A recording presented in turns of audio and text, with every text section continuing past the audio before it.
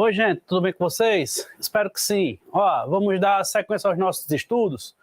A gente está no Super Enem do IFCE, certo? Vamos lá. Nessa parte agora, esse módulo 10, a gente vai tratar sobre estatística. O que é como assim estatística? A gente vai ver algumas definições básicas de estatística, tipos de gráfico, aí eu vou trabalhar apenas com aqueles gráficos que são os mais comuns, tá certo? E medidas de tendência, tanto medida de tendência central, quanto medida de tendência de dispersão. Olha o nome como é interessante. Medida de tendência central é o que eu estou pensando no termo central. Medida de tendência de dispersão, medida de dispersão é saber o quanto esses dados estão afastados, tá certo? Professor Glauber Dantas Moraes, o Gzinho na barba, e sou professor do campus avançado de Jaguaruana. Neste módulo em particular, quer dizer, a partir daqui, eu vou pegar a minha primeira aula e mostrar todo o assunto, e na minha segunda aula eu irei fazer resolução de questões do Enem, tá certo? Vamos lá. Principais definições que eu tenho na estatística. Olha, existe um curso superior, um bacharelado em estatística, tá certo? Então, isso é algo muito maior do que o que eu posso falar aqui para vocês em 25 minutos, 30 minutos, tá ok? Aí eu vou pegar aquelas definições que são aquelas que a gente mais usa para o nosso caso, que é a parte do preocupado com o Enem. Estatística é a ciência que se preocupa com a coleta, a organização, a descrição, ou seja, a apresentação, a análise e interpretação de dados experimentais. E tem como objetivo fundamental o estudo de uma população. Eu quero saber o comportamento daquela população, eu quero saber o fenótipo daquela população, eu quero saber algumas características daquela população, então eu faço uma pesquisa estatística naquela população, tá certo? Este estudo pode ser feito de duas maneiras. Primeiro, investigando todos os elementos da população, que isso é uma parte muito abrangente, ou restringindo, pegar uma amostragem, pegar um pedaço da população e selecionando alguns desses elementos da população. O que é que acontece aqui? A gente busca, nesse pedaço da população, nessa amostra da população, a gente busca que essa amostra ela me diga o comportamento da população como um todo, tá certo? A população é o conjunto finito ou infinito de indivíduos ou objetos que apresentam em comum determinadas características, definidas como comportamento... definidas, cujo comportamento interessa analisar, tá certo? E a amostra é aquele pedaço da população. Vamos continuando na nossa amostragem, é a coleta das informações de parte da população, chamada de amostra. A gente representa ela pela letra N. Aí, como é um número natural, tá certo? Mediante métodos adequados de seleção destas unidades. Vamos lá. A estatística dedica-se ao estudo dos fenômenos de massa, que são resultantes do concurso de um grande número de causas, total ou parcialmente desconhecidas. Tá certo? É aquele negócio que eu falei no slide anterior. Eu vou buscar daquele pedaço que esse comportamento ele seja comum a toda a população. E variável é o conjunto de resultados possíveis de um fenômeno, ou observação, ou a característica, tá certo? Aí com isso a variável ela tem dois tipos de variável. Primeira variável, qualitativa. Qualitativa vem de qualidade, ou seja, eu vou buscar um adjetivo.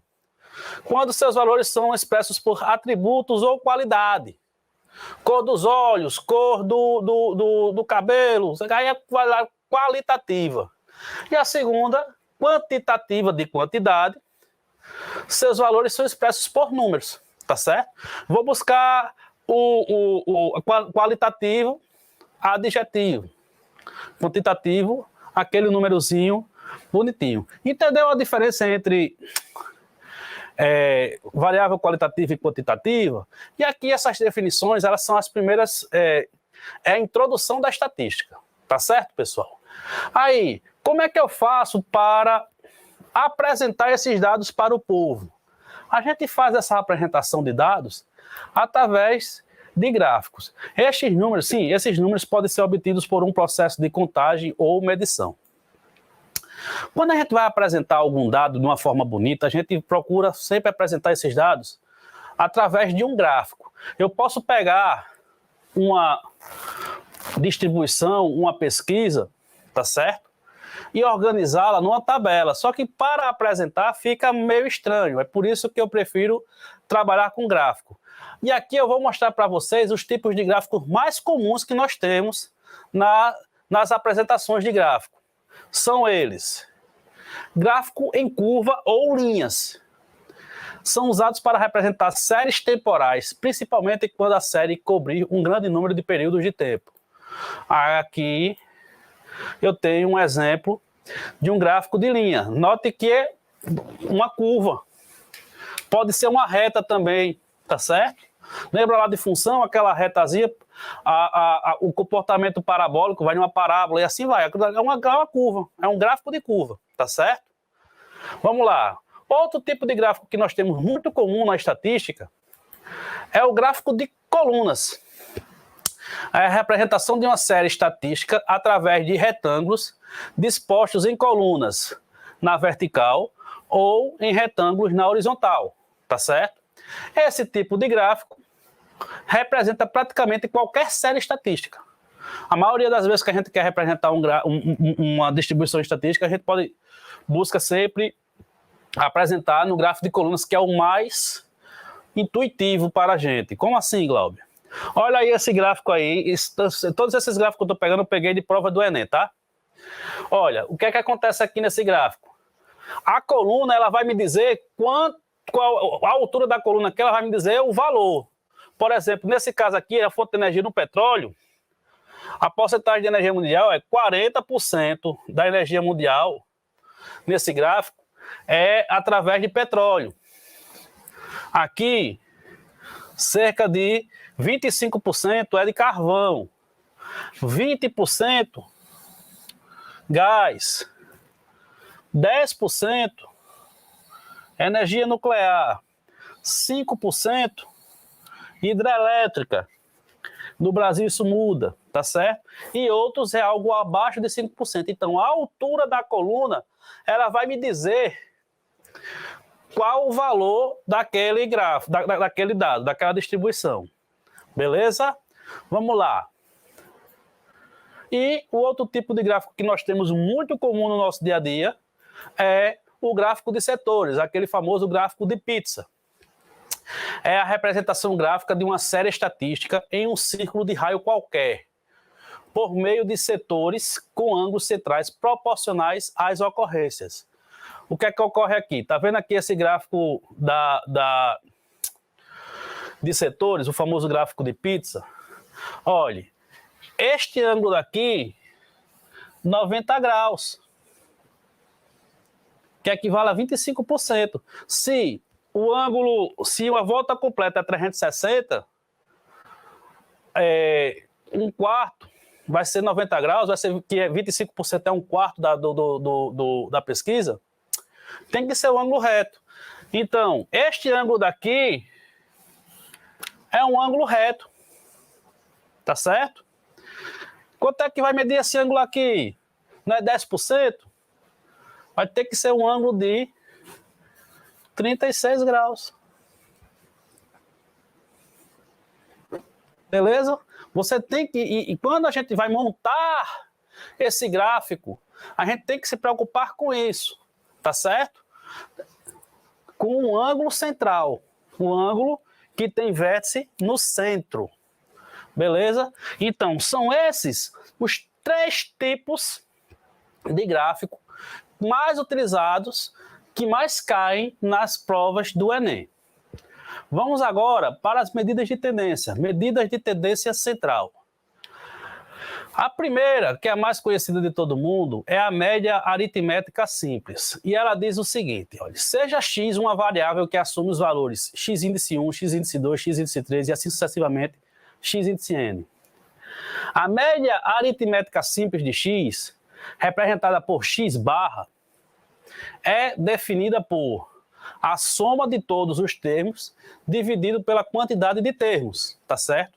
Vou somar todo mundo e vou dividir pela quantidade. Vamos ver como é que funciona. Exemplo, a produção leiteira diária da vaca B durante uma semana foi de 10 litros, 15 litros, 14 litros, 13 litros, 16 litros, 19 litros e 18 litros. Determinar a produção média da semana, ou seja, a média aritmética. Aí, meus amigos, não tem muito o que fazer não. Soma e divide pela quantidade. 10 mais 15 mais 14 mais 13 mais 16 mais 19 mais 18. Como eu tenho 7 termos, eu vou dividir esta expressão por 7. Tá certo? Essa soma do lado de cima dá 105. 105 dividido por 7 dá 15. Portanto, a média diária era de 15 litros. Aí olha só que interessante, eu estou dizendo o seguinte, a média diária é 15 litros. Isso não significa que todo dia ela deu 15 litros, não. Teve dia que ela deu 10, teve dia que ela deu 19. É em média, o comportamento médio, tá certo? Aí por isso que a gente pensa no centro, na tendência central. Além disso, da média aritmética simples, nós temos uma média que também é aritmética, mas que ela é conhecida como média aritmética ponderada. Ponderar é pesar, tá certo? Então eu vou levar em consideração o peso, a frequência, mas não deixa de ser uma média aritmética simples, tá certo? É só você pensar que essa frequência é a quantidade de vezes que aquele termo vai aparecer. Se os valores de uma variável forem agrupados em uma distribuição de frequências, então será usada a média aritmética dos valores x índice 1, x índice 2, x índice ponderadas pelas respectivas frequências absolutas. F índice 1, F índice 2, assim sucessivamente até F índice n. Como assim, Glauber? Olha, eu vou somar todo mundo. Esse símbolo aqui é o símbolo de somatório, tá certo? E variando de 1 até n, de cada termo e a sua frequência. E no final eu divido pela quantidade de termos da minha pesquisa. É uma média aritmética simples. Eu posso organizar essa distribuição de tal forma que este somatório ele fique cada termo vezes a frequência e no final, e a divisão é a soma das frequências. É a soma dos pesos. Cada termo vezes o seu peso dividido pela soma dos pesos. Não é o caso de vocês, não, mas o povo que é acostumado a... eu costumo dizer que meus alunos são atletas, é aqueles que batalham para chegar na final. Aí, os alunos que batalham para chegar na final, eles sabem fazer essa conta porque é feita uma média ponderada para determinar a nota que a pessoa precisa tirar na final. A nota as médias dos 4 bimestres, você multiplica por 6, e a nota da final você multiplica por 4, e no final você soma tudo e divide por 6 mais 4, que é 10, tá certo? Isso aí, para quem gosta muito, para quem geralmente vai na final, já sabe dessas contas decoradas. E o professor também sabe, porque ele sempre tem que fazer essa mesma conta no final do ano para alguns poucos que resolvem estudar apenas antes da prova, tá certo? Vamos lá. Vamos para um exemplo. A tabela abaixo mostra a quantidade de filhos que cada funcionário de uma empresa tem. Número de filhos, e número de funcionários. Eu tenho 5 funcionários que não têm nenhum filho. Eu tenho 10 funcionários que têm apenas um filho, filho único. Eu tenho 6 funcionários que têm 2 filhos e tenho 4 funcionários que têm 3 filhos. Tá certo? Vamos determinar a média de filhos dos funcionários. Então, note que eu tenho que somar. É como se eu tivesse 0 mais 0 mais 0 mais 0, porque são 5 pessoas que não têm filho, vai ser 0 mais 0 mais 0 mais 0. Ou eu posso multiplicar, vou considerar cada frequência dessa como sendo um peso. Portanto, A média aritmética vai ser 0 vezes 5, mais 1 vezes 10, mais 2 vezes 6, mais 3 vezes 4, dividido por 5 mais 10 mais 6 mais 4. Tá certo? 0 vezes 5 dá 0. 1 vezes 10, 10. 2 vezes 6, 12. 3 vezes 4, 12. 12 mais 12, 24. Mais 10, 34. 34 dividido por 25 dá 1,28. E essa é a minha média aritmética. Eu poderia ter, de novo, é como se eu tivesse 0 mais 0 mais 0 mais 0, mais 1, mais 1, mais 1, mais 1, mais 1, mais 1, mais 1, e assim sucessivamente. Eu posso pensar na média, a média aritmética ponderada, nada mais é do que uma média aritmética simples com os termos se repetindo. Beleza? Tranquilo? Entenderam? Vamos para a próxima medida de tendência central. Essa daqui também o pessoal costuma muito calcular. É a moda. O que é algo que está na moda? Algo que está na moda é aquilo que é evidência, que está evidenciado. A moda, também chamada de norma, valor dominante ou valor típico, define-se a moda como sendo o valor que ocorre com maior frequência em um conjunto de dados. Tá certo? Vamos lá. Exemplo, a tabela master, vou pegar aquele mesmo exemplo do slide anterior. Olha, eu tenho 5 funcionários que não têm nenhum filho. Eu tenho 10 funcionários que têm apenas um filho. Eu tenho 6 funcionários que têm 2 filhos e tenho 4 funcionários que têm 3 filhos. Qual é a moda? O que é que mais acontece nessa tabela? Repare que o que mais acontece é o funcionário ter um filho. Então, quem será a moda dessa frequência, dessa distribuição? Vai ser 10. Um filho. A moda é um filho. Algumas características que eu costumo dizer.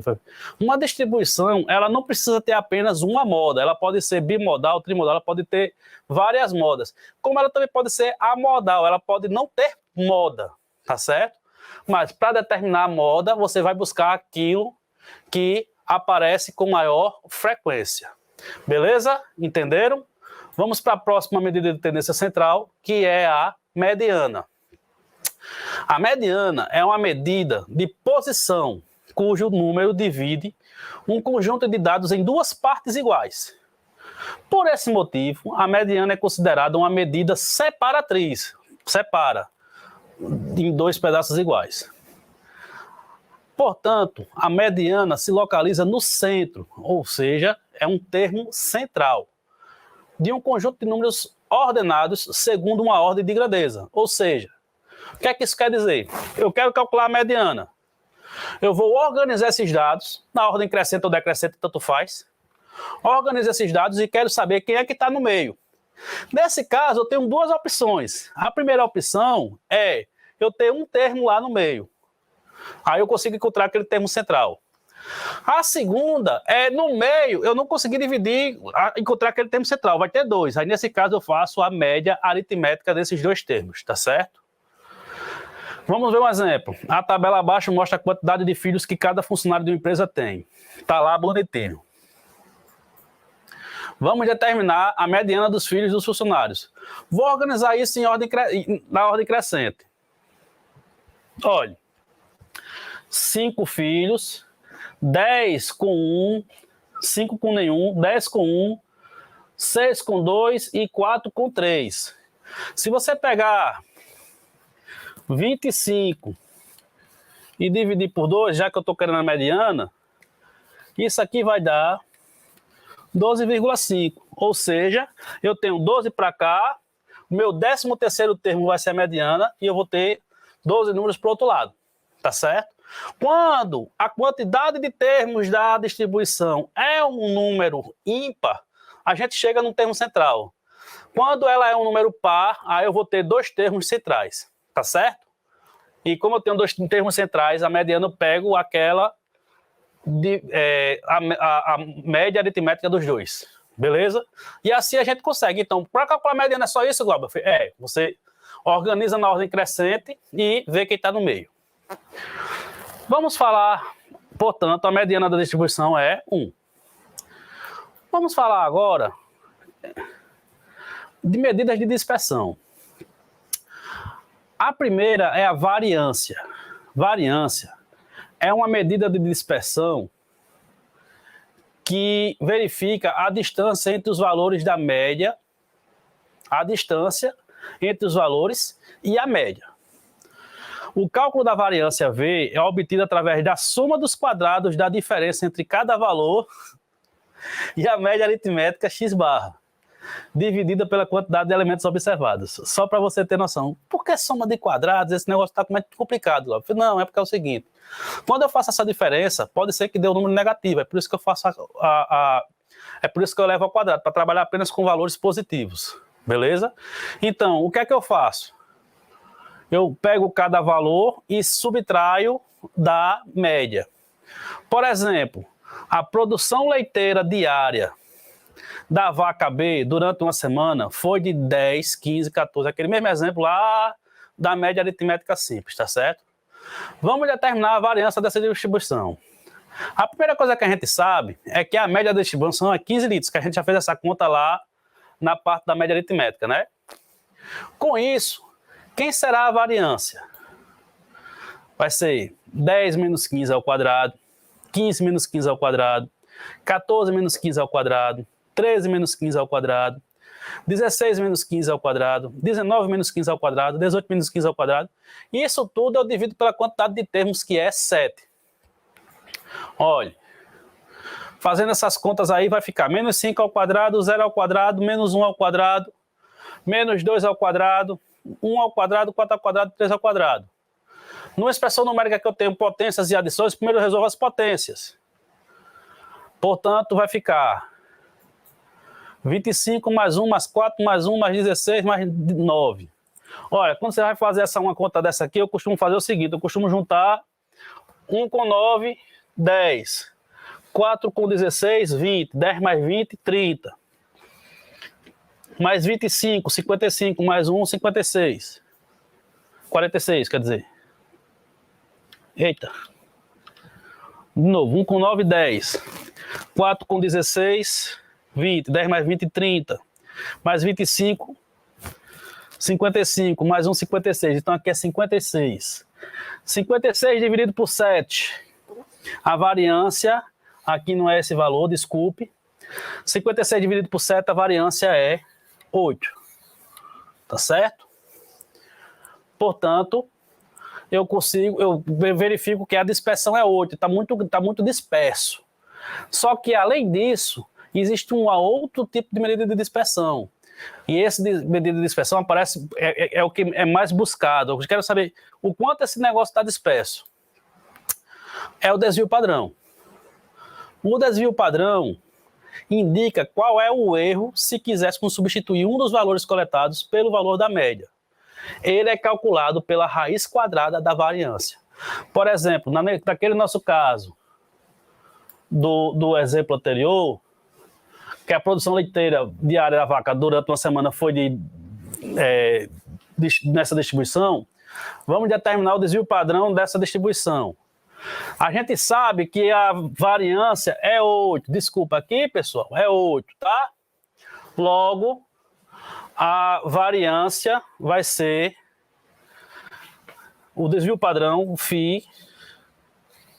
Deixa eu ajeitar aqui uma cor, peraí. Borracha.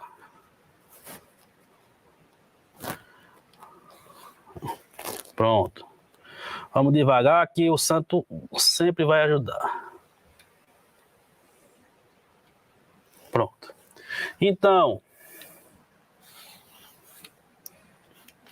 raiz quadrada de 8. Quanto é que vai dar isso aqui?